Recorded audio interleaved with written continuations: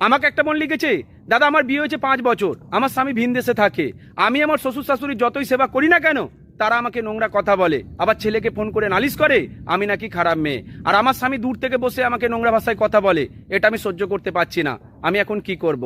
দেখো বোন, আমাদের সমাজে সংসার করতে গেলে প্রতিটা মেয়েকেই লড়াই করতে হয়, তবে যে মেয়েটা স্বামীটা বাইরে থাকে সেই মেয়েটাকে আরো বেশি লড়াই করতে হবে।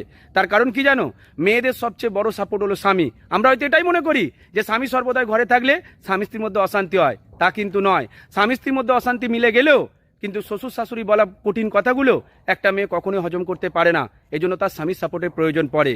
তাই তুমি তোমার স্বামীকে ফোন করে বলো সে যেন দেশে ফিরে আসে। বিদেশে থেকে অনেক টাকা ইনকাম করে দেশে ফিরে এসে সে যখন দেখবে তার বউ বাড়িতে নেই, তার বউটাই মারা গেছে, তাহলে সে জীবন রেখে তার লাভ কি হবে। তাই স্বামীকে ফিরে আসতে বলো, দুজনে মিলে স্বামী স্ত্রীতে ইনকাম করে সংসার চালাতে চেষ্টা করো, তারপরও জীবনে সুখ থাকবে। কিন্তু স্বামী বাইরে পড়ে থেকে এইখানে তুমি দিনের পর দিন কাঁদলে তোমাদের দুজনেরই জীবনটা নষ্ট হয়ে যাবে। স্বামীকে এটা বোঝাতে পারলেই তোমার জীবনটা সুন্দর হবে, এটাই সত্য। ভালো থেকো বোন, ভালো থাকবেন প্রত্যেকে।